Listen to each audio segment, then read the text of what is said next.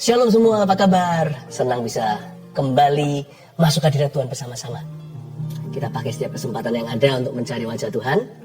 Sebab orang yang mencari wajahnya pasti bukan hanya bertemu wajahnya, tapi juga ketemu tangannya. Mari kita dengarkan kesaksian dulu untuk menguatkan iman setiap kita. Yang ini dari Eriko Antoni. September 2020 merupakan titik terendah dalam hidup saya. Pekerjaan hilang, bisnis mandek, orang yang saya cintai meninggalkan saya. Full bulan September saya didetox ilahi oleh Tuhan. Saya puasa dan dengar khotbah 3 kali sehari. Saya capek, hubungan saya dengan Tuhan seperti yoyo. Bahagia lupa Tuhan, sedih ingat Tuhan. Tuhan seperti mainan bagi saya. Nah, saat teduh 26 September, berjudul Tinggalkan Hagar, Pak Philip berkata, ada lelaki yang sedang patah hatinya, merasa sendiri. Menangislah di depan Tuhan. Saat itu juga saya menangis sejadi-jadinya. Saya dapat rema, something good and something big are coming to you. Dan benar-benar kejadian, awal Oktober saya dapat pekerjaan dan bisnis dari Tuhan. Berkat hanya sebuah bonus dari Tuhan. Tuhanlah agape saya atau cinta sejatinya. Puji Tuhan ya. Seperti yang saya katakan tadi kan, orang cari wajah Tuhan, gak hanya ketemu wajahnya, tapi juga akan berjumpa tangannya. Tuhan pasti memberi pertolongan. Jangan takut ya. Ini ada kesaksian lain dari Maria Margareta Halim. Shalom Pastor Philip dan tim, saya mau bersaksi pada masa COVID ini. Usaha kami sangat struggle sehingga nggak bisa membayar gaji karyawan selama 2 bulan. Sekitar bulan Mei, Pastor Philip bernubuat melihat seperti alat berat bergerak lagi.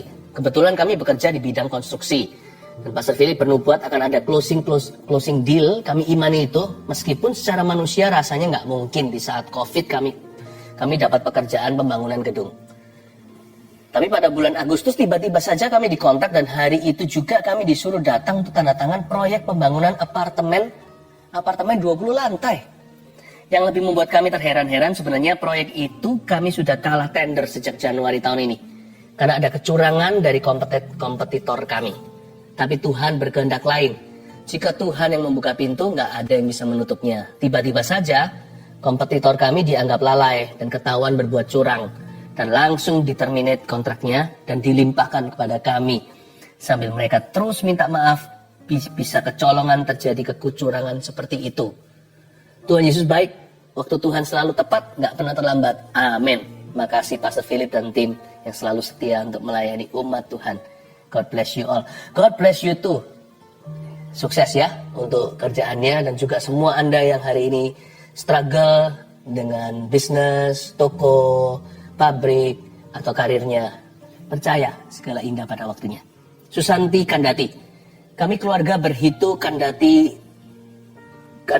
Ella ikuti saat teduh sejak bulan Maret dan juga mengikuti ibadah minggu GMS live streaming. Ketika saat teduh hari Sabtu tanggal 10 Oktober, Pastor Philip berdoa dan berkata, seperti perempuan yang sakit pendarahan, asal ku jamah saja jubahnya, aku akan sembuh. Saya mengalami sakit pendarahan dan masuk keluar rumah sakit dan harus transfusi darah sejak tahun 2017. Sebenarnya, saya dan suami berencana untuk ke rumah sakit mau opname. Tapi kami tunda karena kami sekeluarga mengikuti ibadah live saat teduh. Setelah selesai berdoa saat itu, pendarahan saya langsung berhenti. Tidak pendarahan lagi.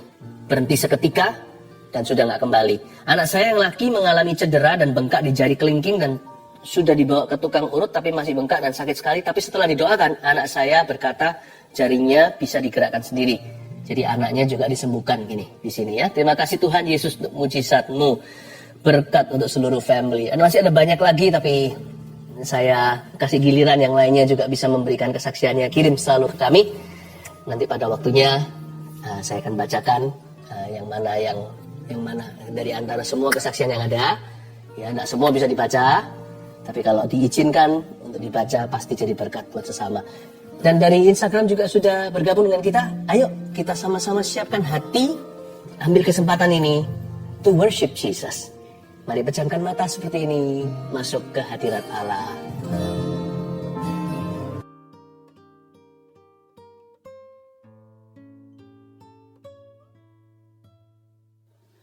Selamat malam semua. Apa kabar? Shalom shalom. Dan kalau yang nggak live nanti menyaksikan video ini. Di jam berapapun Anda menyaksikan ini, Tuhan ada di situ, ya. Kita mulai dengan kesaksian seperti biasanya. Live chat juga sudah buka. Ini kan YouTube Live. Anda bisa sampaikan permohonan doa. Mulai sekarang bisa komunikasi dengan kami. Tim sudah ready. Saya bacakan dulu kesaksian. Ini dari kesaksian saat teduh yang lalu. Yang ini namanya Indah. Bulan Juli salah satu saat teduh, Pastor Philip bernubuat bulan Agustus adalah bulan titik balik. Akan ada deal-deal yang dari Tuhan. Akan ada jabat tangan sebagai tanda kesepakatan. Saat itu saya menerima dengan bingung. Bagaimana caranya ya Tuhan, dalam waktu dekat ada rumah kami yang bisa deal. Usaha suami saya di dunia properti pengembang. Dan saya adalah agen properti. Akhir Juli kira-kira tanggal 28. Ada deal harga dan kami diberi DP salah satu rumah kami. Dan tepat bulan Agustus tanggal 6 kami ada jabat tangan di notaris. Transaksi jual beli. Seperti yang dinubuatkan Pastor Philip. Kemudian Pastor Philip doa minta perpanjangan waktu sampai bulan September. Dan benar-benar luar biasa Tuhan itu. Di akhir September kami deal harga lagi satu rumah yang lebih kecil. Dan tanggal 12 Oktober kemarin kami jabat tangan sekali lagi di notaris untuk pelunasan rumah. Padahal rumah ini sudah 3 tahun nggak bisa dijual. 3 tahun belum bisa terjual, tapi justru di saat pandemi malah bisa terjual dan cash lagi pembelinya. Dahsyat. Sungguh bersyukur buat apa yang Tuhan berikan kepada kami. Puji Tuhan. Saya senang sekali mendengarkan orang yang bersyukur ya. Tuhan itu baik. Yang ini kesaksian dari tim live chat, tim doanya. Jadi yang melayani nggak dilupakan ternyata. Give, it will come back to you. Ini agak panjang, kesaksian luar biasa. Kira-kira hampir 1 bulan saya sering gatal-gatal di seluruh badan, rasanya nggak enak, seperti panas, perih, sampai mau garuk-garuk saja. Puncaknya hari Senin, 12 Oktober tiba-tiba dilekukan tangan seperti pecah-pecah kering. Lalu mulai mengelupas perih, warna merah dan keluar darah dikit-dikit. Lalu di pergelangan tangan kiri dan semua lengan saya seperti ada kulit mengkerut dan berubah warna jadi coklat seperti kulit kering. Lalu tanggal 14 Oktober saya tugas live chat. Jadi nggak dengerin Ko Philip saat teduh. Tapi saat itu suami saya mengikuti saat teduh bersama Ko Philip. Malam harinya saya sudah tidur. Sama suami saya saat teduhnya diputar ulang lagi. Saat di akhir Ko Philip bilang, ada seseorang perempuan yang Anda punya alergi tertentu. Itu ditimbulkan oleh lemak dalam tubuh Anda. Karena badan Anda gemuk, lifestyle Anda tidak sehat. Lemak itu membuat badan Anda gatal sampai dilekukan-lekukan tangan merah-merah seperti darah keluar. Dan Ko Philip bilang kalau Anda dijamah Roh Kudus saat ini dan Anda disembuhkan. Dalam sebulan berat badan Anda akan turun sampai 5 kilo. Lalu malam itu Sandy Imani namanya nih, dan doakan bahwa itu saya dan saya pasti disembuhkan. Waktu pagi hari bangun tidur sama Sandy, saya diputarin saat teduhnya Ko Philip, dan waktu Ko Philip bernubuat buat orang yang sakit gatal-gatal, kita langsung toleh-tolehan. Sandy cuma bilang, kamu gak doa sama Tuhan masalah gatalmu itu, tapi Tuhan tahu detail loh, detail sekali segala yang kamu perlukan. Saya memang gak doa sama Tuhan masalah gatal yang saya alami, karena saya kira kulitnya kering saja karena jarang sekali punya waktu perawatan tubuh seperti dulu. #efek sibuk kerja. Terus juga jarang makan sayur. Saya baru sadar ternyata hal sekecil itu pun bahkan tidak saya pikirkan bisa jadi masalah kalau Tuhan tidak campur tangan. Tapi puji Tuhan, Yesus tahu apa yang saya butuhkan. Puji Tuhan sekarang sudah gak gatal lagi. Tangan yang bagian lekukan sudah kering, tidak merah-merah sampai seperti darah keluar. Lalu di lengan juga merah-merahnya sudah kering. Di pergelangan tangan juga perlahan kulit mengkerutnya memudar. Yang pasti sudah nggak perih lagi. Lalu yang lebih wow, berat badan saya setiap hari sedikit-sedikit turun. Belum drastis, tapi sekarang sudah 70 sampai 71 kiloan dari yang sebelumnya 76,4 kilo. Melalui kejadian ini saya belajar bahwa ketika kita belajar hidup sungguh dengan Tuhan, kita nggak usah khawatir tentang apapun, karena Tuhan sendiri yang turun tangan, yang cover kita hingga detil-detil hidup kita. Apa yang kita pikirkan, apa yang kita butuhkan, apa yang kita perlukan, bahkan sampai apa yang tidak kita pikirkan, yang tidak dilihat mata, tapi kita perlukan, Dia yang menyediakannya bagi kita. Vina dan Joel. Haleluya. Haleluya, saya terharu. Tuhan itu kerjanya dahsyat, nyata sekali. Hari ini giliranmu. Ayo bawa hati untuk menghadap Tuhan Yesus. Dan Insta Live juga sudah bergabung. Mari kita semua satukan hati, satukan iman, bahwa pengharapan kita yang pupus kepada Tuhan. Mari kita menyembah.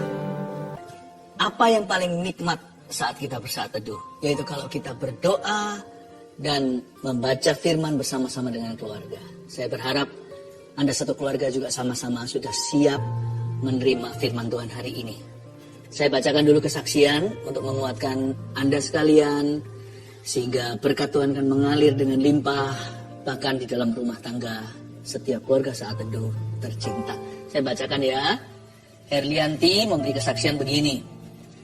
Sejak saat saya mulai ikut Saat Teduh bersama, saya merasakan mujizat Tuhan.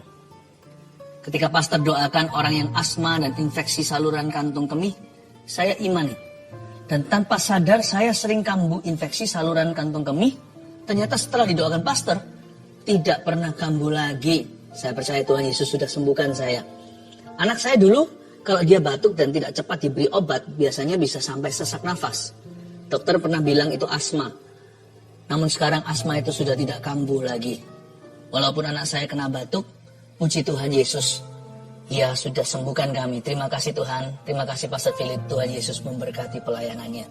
Haleluya. Asma, batuk, sakit apapun, yang ringan maupun berat, dalam Kristus selalu ada harapan ya. Ibu Linda, saya didiagnosa positif COVID-19 di awal Juni 2021. Awalnya, saya tidak merasa gejala apa-apa. Ketika saya konsultasi dengan dokter penyakit dalam, tidak ditemukan tanda-tanda penyakit COVID-19 itu. Dan saturasi saya pun baik-baik saja. Namun rasa takut dan sakit serupa mah itu selalu muncul saat subuh. Sakit sekali rasanya, sampai-sampai saya kesulitan untuk bernafas. Suami saya yang berbeda kepercayaan mulai mendoakan saya dan meminta saya mempercayai keyakinannya. Namun saya menolaknya dan tetap teguh percaya bahwa Tuhan Yesuslah satu-satunya juru selamat. Suatu hari ketika saya menyaksikan Saat Teduh bersama, Pastor Philip Mantova bernubuat tentang seorang ibu yang minum obat penenang dan obat mah, ibu itu akan sembuh total.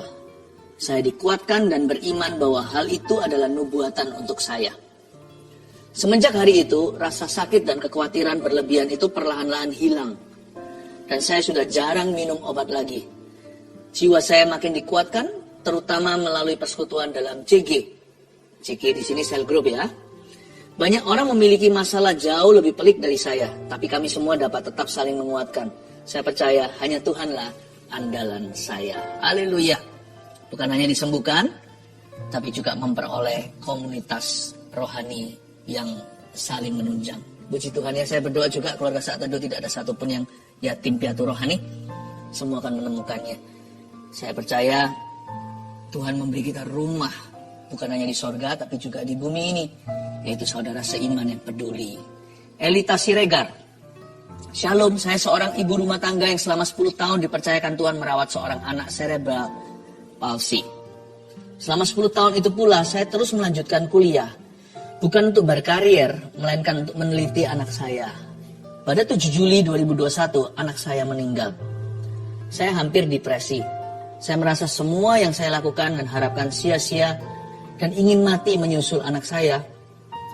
Dalam kedukaan yang dalam tanpa sengaja, tayangan ulang siaran Saat Teduh bersama tentang bebas dari depresi muncul di YouTube. Saya skip, tapi muncul lagi dan lagi. Tanpa minat saya klik dan menonton tayangan itu. Di luar dugaan, firman yang disampaikan saat itu mengubah sikap hati saya.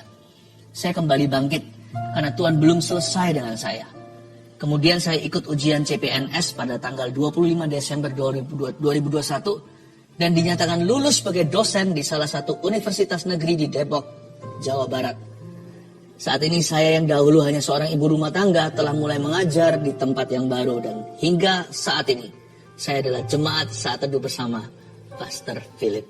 Haleluya.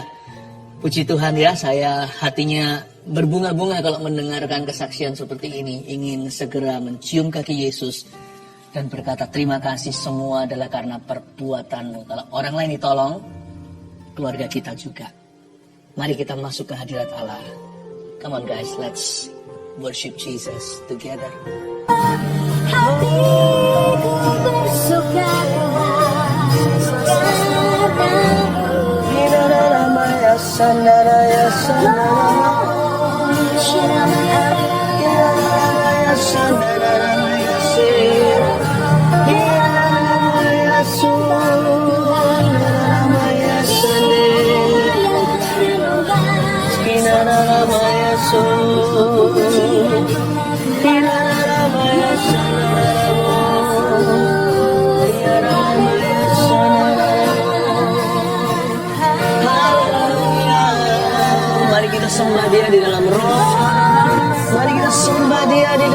kebenaran. Mari kita semua buka mulut kita. Mari kita memuji-muji akan Dia. Makaya sadar.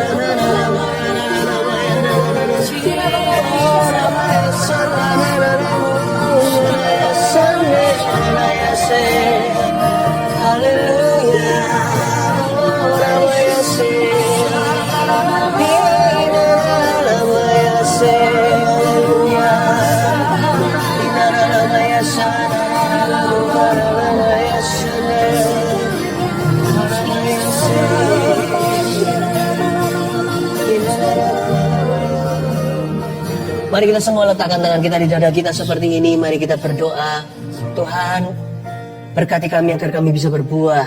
Bukan dengan berkat materi Tuhan, tapi dengan urapan yang baru, dengan kasih mula-mula. Sehingga kami semua menghasilkan buah dalam tutur kata, pikiran, dan perbuatan. Mencerminkan Tuhan Yesus yang kami dengar regularly. Yang kami selalu diberkati dengan firman-Mu. Biar kami bertumbuh ya Tuhan. Tidak ada satupun yang stagnan. Tak satupun mandul rohani. Tidak satupun ya Tuhan Yesus yang mundur lagi. Tuhan berkati kami semuanya ya Tuhan. Masa anugerah yang kami nikmati ini, ajari kami menghargainya. Terima kasih Bapa, berkati setiap orang. Keluarga besar saat teduh ini. Jemaat-Mu yang terkasih, satu persatu bertumbuh. Satu persatu berubah. Satu persatu berbuah. In Jesus' name. Haleluya. Amin. Puji Tuhan. Sekarang kalau saya langsung masuk ke dalam firman, saya percaya Tuhan sudah menunggu kita dengan pewahyuan. Tapi penting sekali untuk kita nggak hanya mendengar firman satu kali saja. Tuhan mau berlangganan dengan kita supaya kita itu terus dialiri dengan sungai kehidupan. Kalau Anda belum subscribe di YouTube ini, segera lakukan. Bukan untuk kami, tapi untuk Anda sendiri. Dan juga pada hari ini, di akhir setiap kali firman dibagikan selalu ada doa. Saya nanti akan ambil tablet ini, tumbang tangan sama dengan menumbangkan tangan atas Anda sekalian, karena ini kontak iman. Jadi Anda bisa masukkan di live chat di YouTube ya, permohonan doa, karena Anda bukan berdoa pada kami, tapi kita bawa doa ini sama-sama sepakat sebagai saudara seiman. Kita saling mendoakan dan kita bawa ke hadapan Tuhan iman kita korporat. Masa nggak ada sih? Semua kita imannya digabung jadi satu sebesar biji sawi. Pasti gunung-gunung pada pindah hari ini. Segala sesuatu rintangan, pasti ada jalan keluar. Percayalah ada mujizat di dalam Tuhan. Tuhan kita sama Yesus. Dahulu, sekarang, sampai selama-lamanya tidak berubah. Kita ambil Alkitab kita dan catatan khotbah. Saya sampaikan satu renungan dengan judul Masa Anugerah Ada Tanggal Kadaluarsanya. Betul, Anda nggak salah dengar. Tulis itu. Masa anugerah ada tanggal kadaluarsanya. Selama ini mungkin kita berpikir begini, saya hari ini aja, saya mau hidup seenak saya mau hidup semaunya. Kan ada next time. Jadi kalau jatuh bisa diampuni lagi, bukan? Jadi kan ada esok hari. Kadang-kadang kita sia-siakan kesempatan yang Tuhan beri. Memang sih kita nggak pernah tahu, orang jatuh pun bisa bangkit lagi. Tetapi jangan mencobai Tuhanmu. Waktu itu berharga. Apalagi kita ini hidup di penghujung zaman. Kapanpun Yesus bisa datang. Jangan pernah remehkan taking it for granted. Masa anugerah atau grace period. Betul-betul adalah waktu emas. Jangan dibuang begitu saja. Masa anugerah ada tanggal kadaluarsanya. Kita buka Lukas 13 ayat 6 sampai 9, sebuah perumpamaan tentang pohon ara yang tidak berbuah. Ini cerita bagus sekali. Karena firman ini mengajari kita untuk menghargai. Menghargai Tuhan dan menghargai hidup sendiri. Menghargai masa depanmu. Menghargai waktu orang lain juga. Jangan sia-siakan orang-orang yang ada di sekeliling Anda. Hidup itu berharga. Anda hargai atau tidak, hidupmu berharga. Sudah terlanjur kalau tidak mau menghargainya. 2000 tahun lalu Tuhan sudah mati untukmu. Jadi Anda appreciate or not. Ada yang buang hidupnya sia-sia, ada yang sungguh-sungguh membangunnya dengan rencana Allah. Pokoknya hidup setiap kita ini ada harganya. Kematian Yesus. jangan pernah remehkan dirimu. At least hargai diri sendiri karena Kristus sudah menghargaimu. Kalau Anda tidak suka dengan dirimu sendiri, at least kita itu mengasihi hidup ini karena Kristus mengasihi kita terlebih dahulu. Hidupku bukannya aku lagi, tapi Yesus di dalamku. Perumpamaan tentang pohon ara yang tidak berbuah, Lukas 13 ayat 6 sampai 9. Lalu Yesus mengatakan perumpamaan ini, seorang mempunyai pohon ara yang tumbuh di kebun anggurnya. Dan ia datang untuk mencari buah pada pohon itu, tetapi ia tidak menemukannya. Kita baru baca ayat 6, ayat pertama yang kita bahas. Latar belakang backgroundnya begini. Ini sebenarnya kebun anggur. Vineyard itu cantik sekali. Saya pernah lihat vineyard di Australia. Bahkan di Eropa yang terkenal dengan wine-nya. Yang namanya kebun anggur itu dikelola secara profesional. Dan juga biasanya pemandangannya indah di daerah pedesaan, bukan di tengah kota. Dan setiap orang yang mengerjakan kebun anggur ini investasi yang mahal sekali. Ya, tanahnya luas, harus dipelihara. Jadi nggak ada yang namanya tanah dipakai iseng-iseng saja. Itu per meternya berapa. Meskipun di pinggiran kota atau di pedesaan. Tapi itu daerah perkebunan. Setiap jengkalnya itu berharga. Seperti hidup Anda. Setiap hari berarti. Setiap menit bahkan setiap detiknya. Nah, ada sesuatu yang unik di sini. Aneh bahkan. Kok diizinkan ya pohon ara itu tumbuh di kebun anggur? Itu kan sia-sia, itu kan buang-buang tanah. Karena gizinya juga sama. Itu tanah disuntik dengan pupuk segala, diairi, dipelihara. Kok ada pohon ara? Pohon ara itu pohon murahan. Di Israel sana, di pinggir jalan. Orang bisa ambil buahnya, petik. Makanya ada satu cerita waktu Tuhan Yesus dengan murid-muridnya cari pohon ara, cari buah ara dari pohon itu, nggak menemukannya. Lalu Tuhan mengutuki pohon ara dan mengajari murid-muridnya tentang kuasa doa. Kenapa diizinkan di kebun anggur? Kenapa? Ya karena Tuhan memang secara daulat menaruhnya di situ. Kadang-kadang kita juga seperti pohon ara mentalitasnya. Aku ini siapa? Tapi Tuhan taruh kita dalam kerajaannya. Berdiri di antara para malaikatnya, malah kita yang disayang dan dikasihi. Tuhan gak menebus malaikat itu. Tuhan menebus kita. Kalau kita tahu kita ini harusnya gak berharga, dihargai. At least paling tidak hargai hidupmu. Demi Kristus hargailah. Seorang mempunyai pohon ara yang tumbuh di kebun anggurnya. Lalu setelah pohon ara itu di tengah-tengah kebun anggur, dan ia datang, dia tidak mengirim utusan. Harusnya kalau pohon ara gitu ya minimal kasih aja pegawai bawahan. Udah sana. Atau suruh salah satu stafnya, atau mungkin bahkan buruh kasaran. Kan ambil buah gitu kan gampang, gak perlu otak. Udah sana ke pohon ara. Enggak. Tapi pemilik kebun anggur itu turun tangan sendiri, datang langsung. Do you know that you have a personal God? Anda dan saya itu punya Allah yang sangat personal dengan kita. Dia gak pernah wakilkan untuk mati bagi kita, dia kirim malaikatnya. Sana kamu mati untuk umat manusia. Dia mati sendiri. Dan sekarang juga dia turun tangan sendiri atas hidupmu. Sekalipun kita gak tentu bisa merasakan Tuhan ketika kita masuk hadiratnya. Karena Tuhan lebih dari perasaan. Tapi kita ngerasa atau enggak, Tuhan itu hadir secara pribadi. Tuhan gak wakilkan lewat malaikatnya. Sekalipun orang lain bisa Tuhan pakai untuk memberkati hidup kita. Tuhan bisa kirim seorang hamba Tuhan, seorang teman, saudara seiman. Untuk berbicara ke hidup kita, untuk menghibur kita, menguatkan, menegur. Tapi sebenarnya Tuhan sendiri yang datang. Karena mereka datang kepada Anda karena Roh Kudus yang tuntun mereka. Jadi Roh Kudus ada di sana. Do you know that you have a personal God? Ayat ini indah sekali, dikatakan ia datang. He came. Dia datang sendiri, he comes. Jesus always comes in person to you. Itulah sebabnya hidupmu itu tanggung jawabnya ke Tuhan langsung, bukan ke pendetamu. Meskipun kita harus saling mempertanggungjawabkan, ya kan? Kalau saya punya anak saya harus mempertanggungjawabkan. PR lah, gimana mereka punya pengelolaan waktu, apa mereka punya pelajaran, pagi hari harus bangun sendiri, anak-anak kami latih mandiri, harus bangun sendiri. Lalu sekolah, tidur gak terlalu malam. Meskipun demikian, Tuhan ada taruh pengasuh-pengasuh. Namun demikian, pada dasarnya dan ujungnya, hidup setiap kita ini tanggung jawab langsung kepadanya. He's a personal God. Kita juga harus personal dengan Tuhan. Nah, pohon ara ini kan tumbuh di kebun anggurnya. Jadi pohon ara ini, orang Tionghoa berkata hoki. Dia dapat the best soil. Dia dapat tanah yang paling bagus. Dia bukan tanah berbatu-batu, apalagi yang semak belukarnya, apalagi di aspal. Enggak, ini tanah yang dipupuk oleh Yesus sendiri.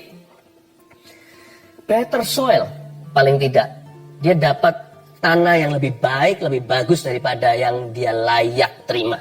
Dia ditanam di kebun anggur yang mahal.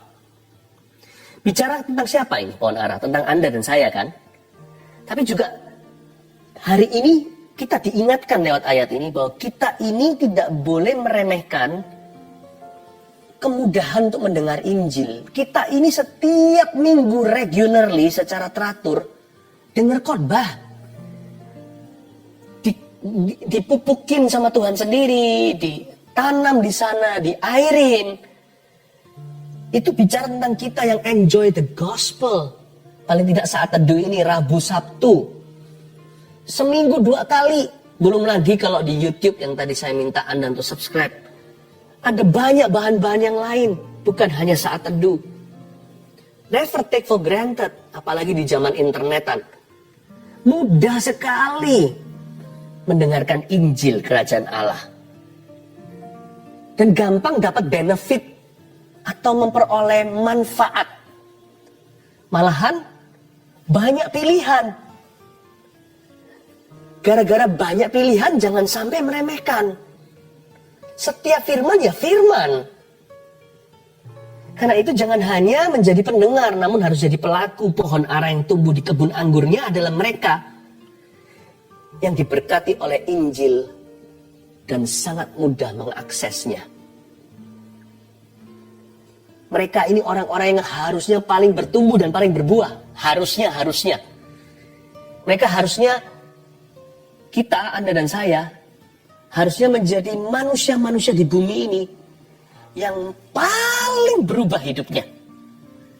Karena kita punya privilege, kita punya kelebihan, yaitu gampang memperoleh Injil. Gampang memperoleh Injil, jangan gampangkan. Jangan gampangkan. Pohon ara itu mungkin lipat tangan. Pohon sih nggak ada tangannya, ini ilustrasi saja. Dia berkata, gampang. Aku di sini kan masih untuk waktu yang lama. Kan nggak ada tanggal kadaluarsanya.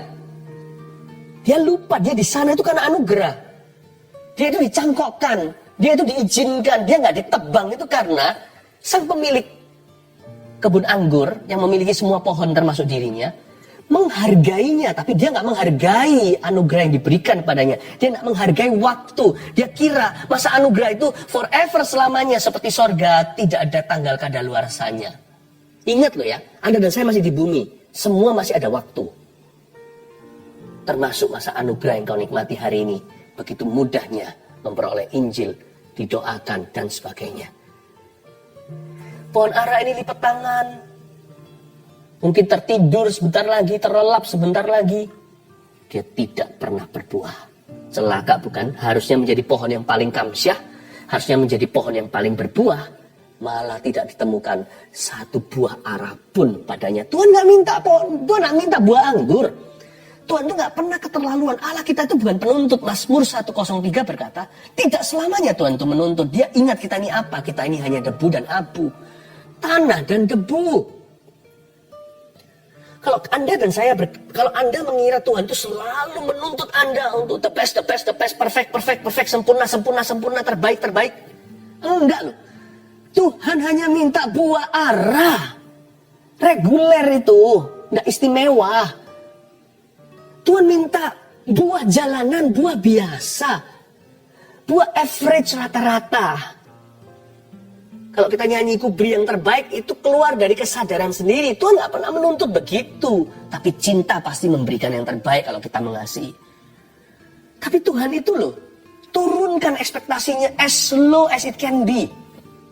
Pohon ara ini agak keterlaluan. Tuhan hanya minta buah ara, Tuhan gak minta buah anggur.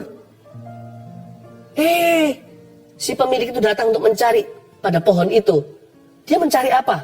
Kalau kita tadi baca ayat 6, dia mencari buah pada pohon itu. Tuhan itu mencari buah. Katakan Tuhan mencari buah. Here's the message, ini pesannya. Live up to the gospel you hear regularly. Live up to the gospel by showing forth fruits through your words, thoughts, and actions. Belajar untuk melakukan firman yang kau dengar dengan begitu gampangnya di mana-mana. Hidupi firman itu dan tunjukkan buah arah dalam pikiran, perkataan, dan perbuatan. Tunjukkan buah arah. Beritahu sama diri sendiri, aku harus berbuah arah. Udah gak usah muluk-muluk buah anggur. Yang mahal itu wine-nya, anggur yang baru, anggur yang tua, yang mahal. Gak usah lah. Buah biasa aja. Buah biasa, buah arah. Apa susahnya? Kan lumrah seharusnya mengembalikan kasih sayang. Investasi Tuhan itu aduhai. Nyawa putra Allah, anak tunggal Allah Bapa diberikan untuk kita.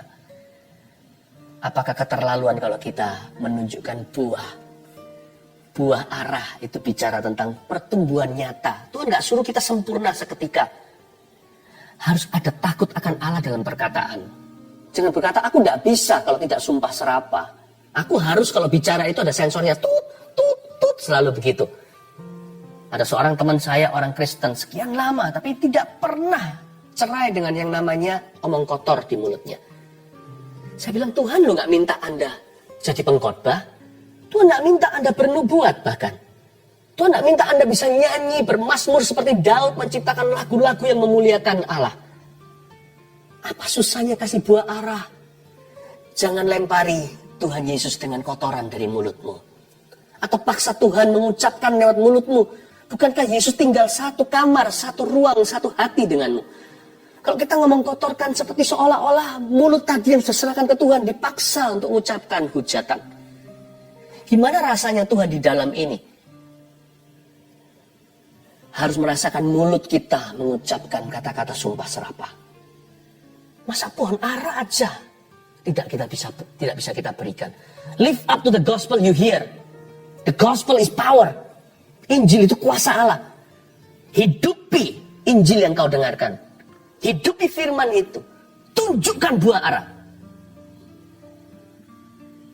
Dalam perkataan, pikiran, dan perbuatan. Tetapi ia tidak menemukannya. Ayat 7. Lalu ia berkata kepada pengurus kebun anggur itu, sudah 3 tahun aku datang mencari buah pada pohon ara ini, dan aku tidak menemukannya. Tebanglah pohon ini. Untuk apa ia hidup di tanah ini dengan percuma? Demikianlah kata-kata Tuhan dalam perumpamaan ini. Tuhan berkata kepada pengurus kebun anggur itu, sudah 3 tahun ya. 3 years already. Tuhan itu gak semena-mena. Sekalipun dia maha kuasa, dia gak seenak gua. Sudah 3 tahun menunjuk kepada kesabaran Allah. Jangan pernah remehkan kesabarannya. Kesabarannya adalah kesempatan untuk kita bertobat. Tuhan memang maha sabar. Tuhan panjang sabar. Dia berkata, sudah 3 tahun. Aku cari 1 buah ara aja. Dia gak beri ke aku. Dia maunya hanya menyerap tanah, dengar Injil, dan dengar firman saja. Tapi dia nggak pernah menunjukkan buah dalam pikiran, perkataan, dan perbuatannya. Tidak ada perubahan. Dia ikut saat teduh Rabu dan Sabtu. Belum lagi Minggu. Ikut live streaming GMS. Church live streaming. Tetapi tidak ada perubahan. Nggak keterlaluan kok. Sekali lagi dia berkata, sudah 3 tahun aku datang mencari buah. Dia nggak mencari panen. Kalau sama pohon-pohon yang lain, pohon anggur. No. Maksudnya Tuhan mau panen. Nggak hanya 1 buah. Anggur itu biasanya berjubel-jubel buahnya. Gemuk-gemuk. Segar-segar. Ada yang dipetik sub-zero. Di bawah 0 derajat namanya ice wine. Kok saya tahu, saya dulu kan sekolah di Kanada, saya mengerti. Itu terkenal di situ. Tuhan nggak minta panen, dia hanya mencari buah. Do you know that you have a not so demanding God who has lowered his expectation by far in your life? Tahukah bahwa Allah kita itu tidak terlalu menuntut dan tidak selalu menuntut. Dia itu telah menurunkan ekspektasinya atas hidup kita. Makanya hidup kekristenan itu disebut sebagai by grace alone. Karena seolah-olah Tuhan tidak menuntut apa-apa. Kalau kamu mengasihi aku, kata Tuhan Yesus, karena aku mengasihi kamu dulu. Kalau kamu bisa melayani, karena aku sudah cuci kakimu. Kalau kamu bisa mengampuni orang lain yang bersalah padamu, mustahillah 7 kali 70, mana bisa. Kalau Anda disakiti kan pasti avoid orang itu seharian ini. Masa dalam satu hari 7 kali 70, 490 kali orang berkesempatan untuk melakukan kesalahan yang sama kepada dirimu? Nggak mungkin lah. Manusia pasti bisa melindungi dirinya. Tapi Tuhan berkata, kalau kamu bisa ampuni karena aku sudah mengampuni dulu. Kalau enggak, ku lempar engkau ke algojo-algojoku. Dosa yang ku ampuni dalam hidupmu lebih besar daripada dosa orang lain terhadap dirimu yang harus kau ampuni. Jadi sebenarnya semua itu pinjaman. Jadi kalau kita bisa, itu karena Tuhan berikan pada kita. Tuhan tidak pernah berkata, beriku persembahan. Apa sih yang kita bisa beri ke Tuhan? Semua itu kan Tuhan sudah sediakan di hidup kita. Sebenarnya hidup kekristenan itu all by grace. Seolah-olah kita tidak berbuat sesuatu apa-apa dan Tuhan tidak punya tuntutan sesuatu. Tuhan tidak punya satu tuntutan pun dalam kehidupan kita. Dia berkata sudah 3 tahun, itu pun lama. Aku datang cari buah. 3 tahun itu udah berapa kali panen anggur itu? Setahun berapa kali? Aku nggak cari tuayan, aku cuma cari 1 buah. Dari sini kita tahu karakter Allah dalam kehidupan kita. Selama ini banyak orang berkata, aku kecewa sama Tuhan. Haknya apa? Malahan, harusnya Tuhan kecewa sama Anda dan saya. Kok berani kita berkata, aku kecewa sama Tuhan? Emangnya sana siapa? Emangnya aku siapa? Kalau mau main begitu, apple to apple, setiap kali kita berkata, Tuhan aku kecewa kepadamu, Tuhan langsung balik kartu dan berkata, aku yang harusnya kecewa sama dirimu. Do you know that God is not demanding? Tuhan tidak menuntut. A not so demanding God we worship. Malah justru Tuhan itu dituntut. Seharusnya manusia menuntut dirinya. Berbuahlah. Udah percayakan sisanya kepada Tuhan. Beri dia pohon arah. Maksudnya beri dia buah arah. Sisanya Tuhan tahu gimana memelihara. Kalau mau tuntut siapapun di hidup ini, tuntutlah dirimu sendiri. Itu pun Tuhan tidak suruh, Tuhan tidak izinkan, karena Tuhan sangat mengasihi kita dan kasihnya melenyapkan ketakutan. Ya. Tebanglah pohon ini. Wow, sakit sekali. Untuk apa dia hidup di tanah ini dengan percuma? Secara bisnis ini adalah liabilitas. Dia berkata, tebang saja, udah. Kalau pohon ini tidak menghargai, karena pohon ini menyia-nyiakan tanah baik yang dia serap setiap hari. Untuk apa dia hidup di tanah ini dengan percuma? Tuhan bukan hitung-hitungan loh ya. Untungku apa aku mati untukmu? Kalau sudah seperti itu, dari dulu Tuhan tahu Tuhan itu merugi. Kadang-kadang saya pikir loh, Tuhan dapat saya ini untung apa? Apa karena saya bisa menuntun banyak orang ke Tuhan? Malaikat bisa. Coba bayangkan kalau sekarang yang Anda lihat ini tiba-tiba ada yang ngawang di tengah-tengah gini. Ya, yang mengapung di udara seorang malaikat penampakan kepada seluruh bumi. Dalam sekejap satu bangsa bertobat. Ngapain Tuhan pakai pendeta? Kalau saya dipakai, kalau Anda dipakai, itu karena dia cinta, bukan karena dia butuh kita. Saya sama anak saya, kalau buat sesuatu, anak saya nggak, saya buat sendiri lebih bagus. Tapi kadang-kadang saya libatkan, izinkan, itu supaya kita nanti hasil akhirnya bisa sama-sama bangga. Ini father and son. Sebenarnya kita bisa lakukan sendiri. Apalagi Tuhan itu maha mampu, Tuhan itu maha kuasa. Sebenarnya, saya pikir-pikir lagi, Tuhan itu nggak pernah hitung untung rugi. Ketika dia mati untuk kita, dia tahu dia merugi. Untuk apa dia hidup di tanah ini dengan percuma? Itu bukan suara perhitungan. Itu suara kasih yang terkhianati. aku mengasihimu kurang apa lagi? Tapi kalau kamu tidak bisa menghargai anugerahku, maafkan nak, atau maafkan pohon itu. Masa anugerahmu sudah berakhir di sini? Tahukah bahwa anugerahku itu mahal, harganya tidak bisa dibeli?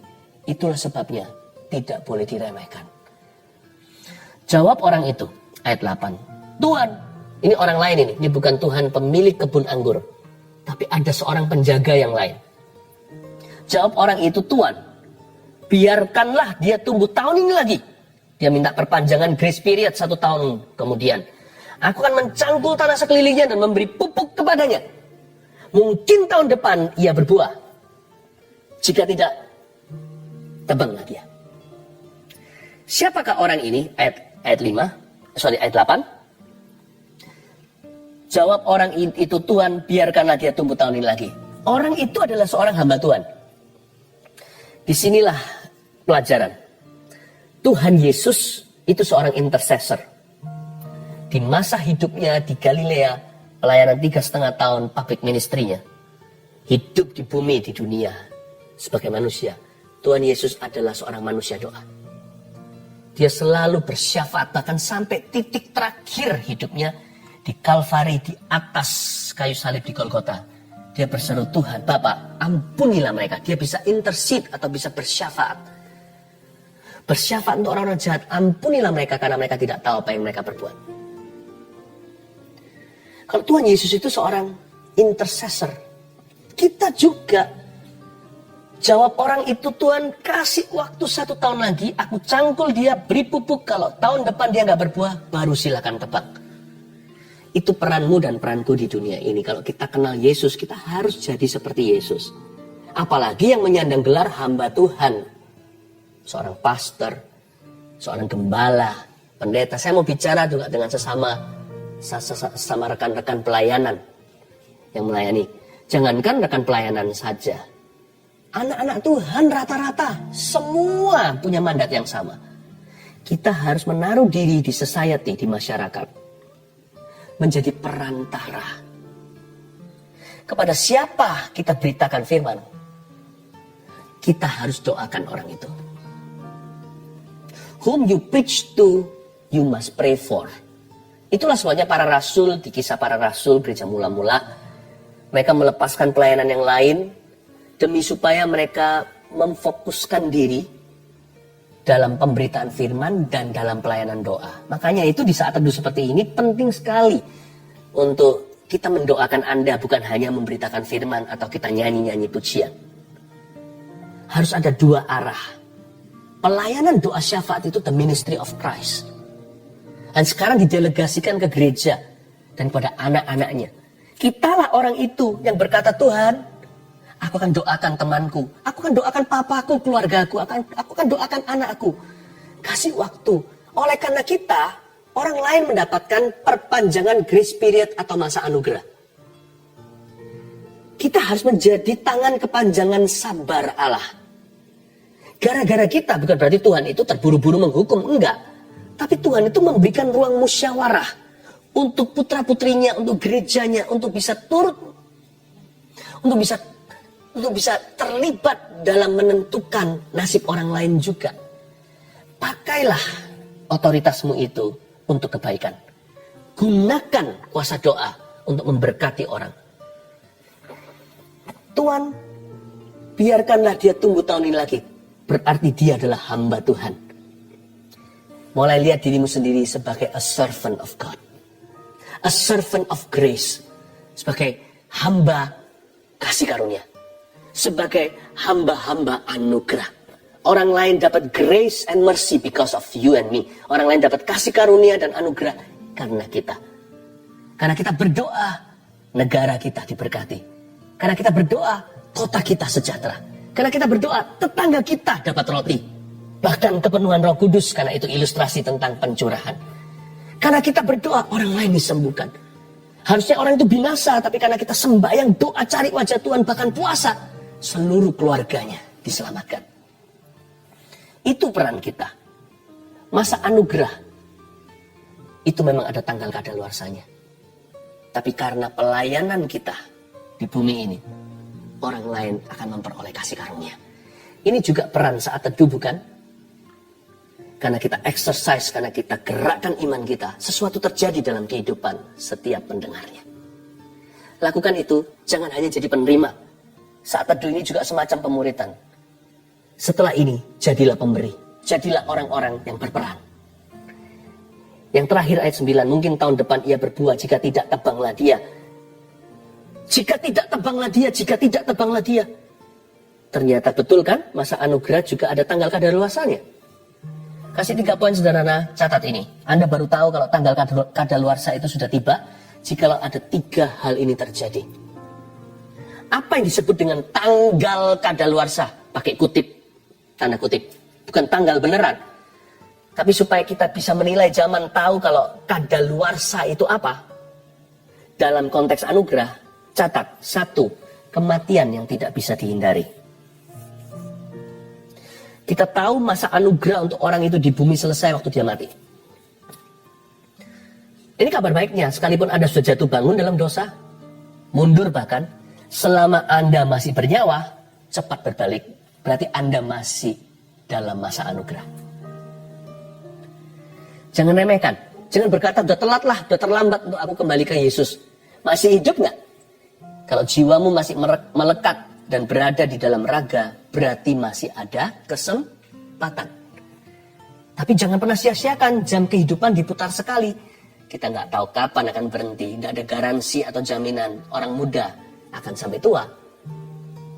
Dan juga nggak akan ada jaminan juga buat orang tua kapan dia akan dipanggil Tuhan. Kedua, tanggal masa anugerah itu ada tanggal kadaluarsanya. Tanggalannya apa? Nggak tentu kematian, tapi juga kita lihat bahwa anugerah seseorang itu kadaluarsa jikalau dia mengalami yang nomor 2 ini, kesempatan yang tidak terulang lagi. Ingat, Esau mencari dengan mencucurkan air mata, hak kesulungan udah terbang dan melayang. Nggak bisa kembali forever, sampai selamanya nggak bisa kembali. Jadi, kalau hari ini Anda masih diberi kesempatan lagi, jangan sia-siakan, berarti masih ada anugerah. Dan jangan berkata, kan ada next time kesempatannya. Jangan begitu, karena nggak tentu. Nggak tentu. Jadi puji Tuhan, the good news is, kabar baiknya kalau Anda hari ini diberi kesempatan lagi, pernah mengecewakan, lalu dikasih kesempatan. Bahkan ya, ada suami yang pernah mengecewakan istrinya, entah apa. Bahkan ada juga cerita kebesaran hati seorang istri yang mengampuni suaminya yang sudah selingkuh. Kalau Anda masih diterima kembali, pernikahan Anda masih utuh, itu anugerah Tuhan. Terjadi extension atau terjadi perpanjangan anugerah. Lalu jangan berkata, selingkuh lagi, kan diampuni kemarin. Nggak tentu kemudian hari. Setiap kesempatan itu berharga, gunakan waktu. Jangan main-main. Jangan berkata, selalu ada kesempatan kedua. Ketika Anda sudah berada di kesempatan kedua, jadikan kesempatan kedua Anda itu kesempatan pertama. Jangan main-main dan berkata, toh ada kesempatan kedua. Nggak ada. Setiap kesempatan kedua itu bahaya, sebab tidak mungkin ada kesempatan ketiga. Meskipun ada berkali-kali dikasih kesempatan kedua, jadikan itu kesempatan pertama. Dan berkata, no, aku akan gunakan kesempatan ini. Aku tidak akan mengecewakan Tuhan. By God's grace, dengan anugerah dan kasih karuniamu, aku pasti akan berhasil. 3. Kepercayaan yang tidak kembali. Petrus itu dapat anugerah ketika Yesus tanya 3 kali. Dia dikasih kepercayaan lagi, malah dikasih kunci, suruh menguatkan saudara-saudaranya. Tapi ada seseorang yang kepercayaan tidak dikembalikan, namanya Yudas Iskariot. Petrus dan Yudas itu 2 kutub, memperingatkan pada kita jangan main-main. Bagi kita yang sudah sangat-sangat putus asa, lihat Petrus. Terhiburlah hatimu, peace be unto you. Bangkit. Tuhan akan mempercayamu lagi. Tapi bagi orang yang main-main, ingatlah Yudas. Ada banyak sekali cerita di dalam Alkitab. Kepercayaan yang tidak pernah bisa kembali lagi. Jadi kalau hari ini Anda masih dipercayai oleh bos Anda, dipercayai oleh pemimpin Anda, dipercayai oleh seseorang, dipercayai oleh manusia, dan jadikan itu seperti biji mata, jaga dengan segala waspada. Sebab kepercayaan itu mahal. Kalau harta hilang bisa dicari kembali. Asal ada kepercayaan dari orang dan dari Tuhan. Kepercayaan hilang, Anda punya harta, manusia tetap tutup pintu. Jadi dengan 3 hal ini kita bisa tolak ukur apa itu tanggal kadaluarsa masa anugerah. Ya. Kalau kepercayaan yang tidak kembali dalam hidup Anda sudah nggak usah meratapi, bangun hidupmu kembali.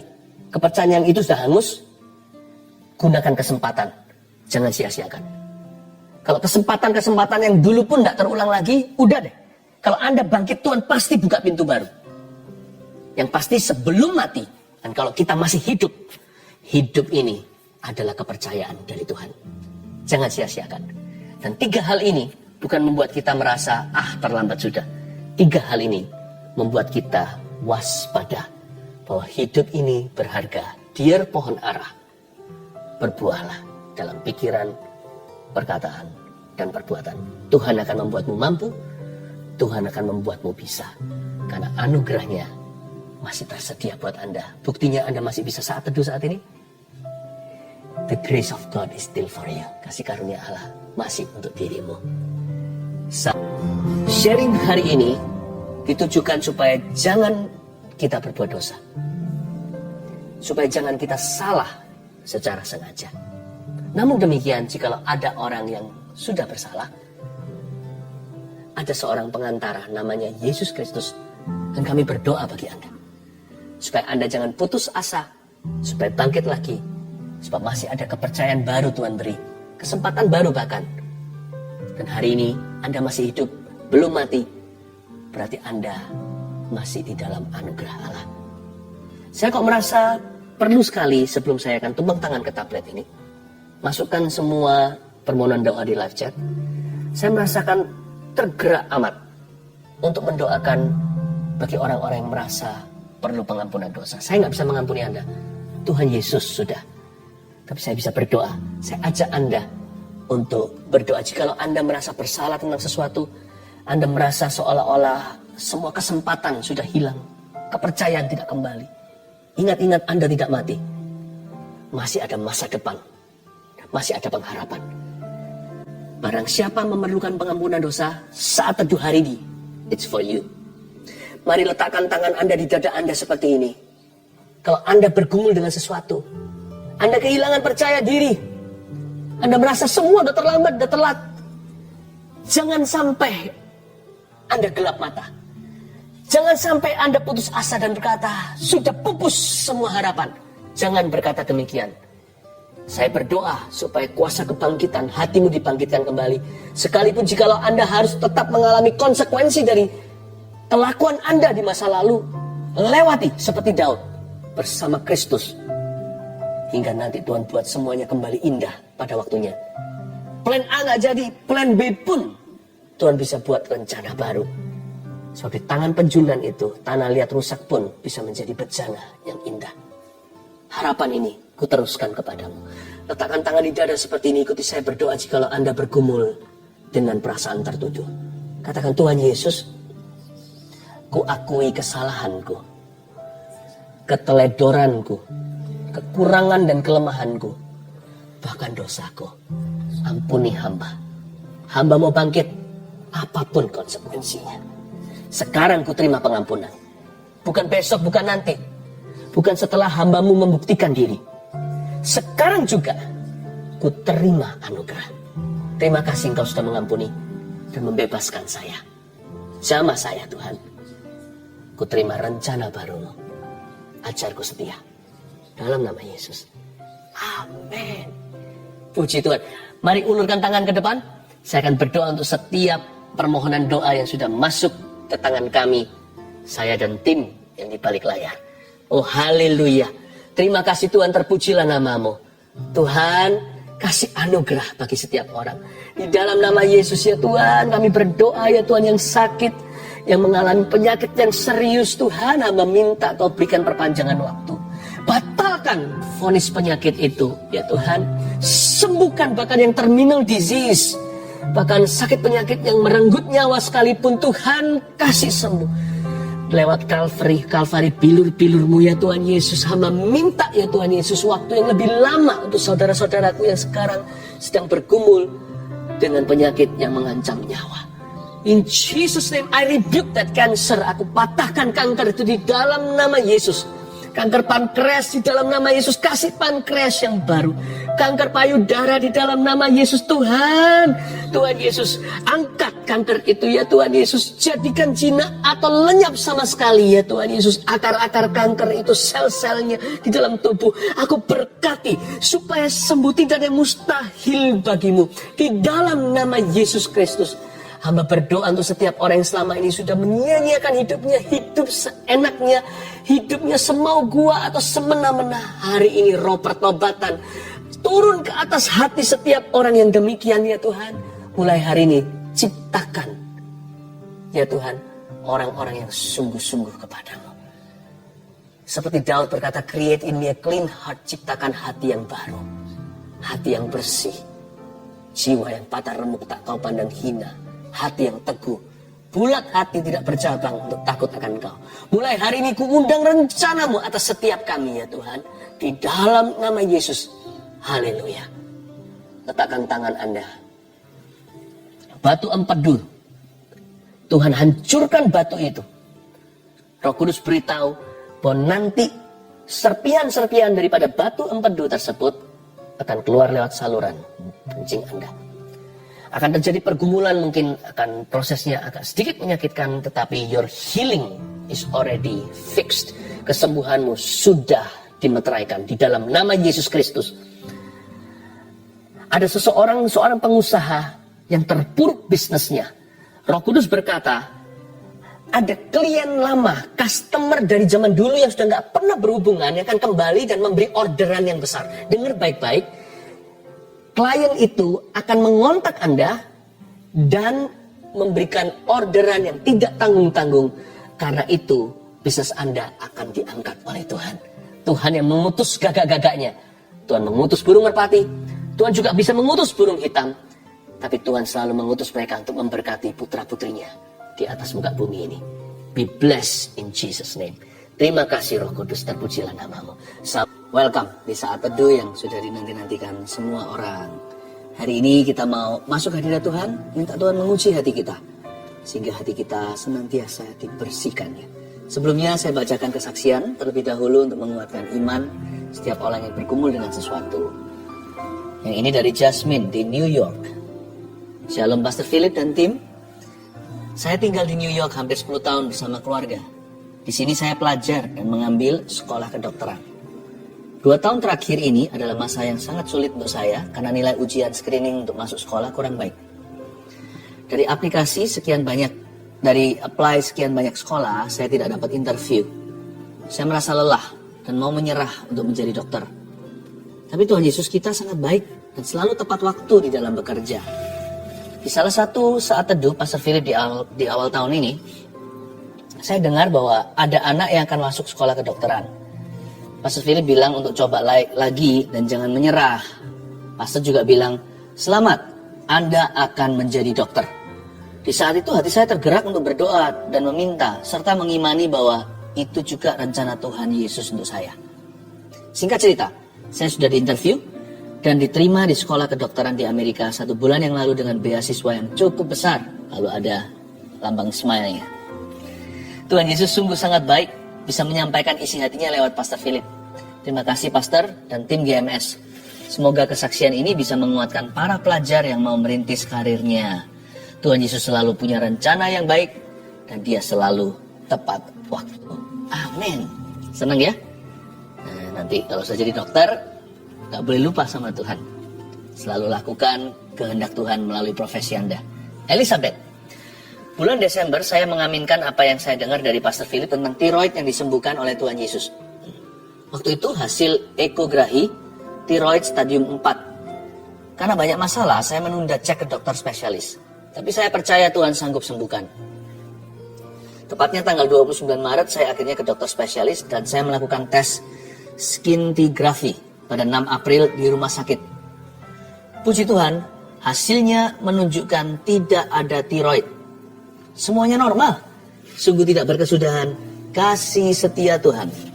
Terima kasih Pastor Philip dan tim atas pelayanannya. Lisa Anggraini. Saya ingin bersaksi tentang kebaikan Tuhan. Sekitar awal Maret, saya terserang vertigo yang sangat parah sehingga harus dilarikan ke rumah sakit untuk dirawat sementara. Setelah itu rasa pusing dan sakit di kepala tidak kunjung hilang selama 2 minggu. Saat mendengarkan saat teduh tanggal 13 Maret 2021, Pastor Philip mendoakan agar penyakit vertigo beserta semua gejalanya dipatahkan dan disembuhkan dalam nama Yesus. Saya imani itu untuk saya. Seketika itu juga rasa pusing dan tidak enak di kepala saya hilang seketika. Saya bersyukur tidak pernah kambuh lagi hingga hari ini. Tuhan itu baik. Terima kasih atas pelayanan pastor beserta seluruh tim. Puji Tuhan, banyak orang mengalami mujizat. Mari kita doakan hari ini giliran Anda yang menanti-nantikannya. Tapi sebelumnya, mari bawa hati kita, biar Tuhan selidiki, biar Tuhan murnikan, dan biar Tuhan menjamahnya. Haleluya.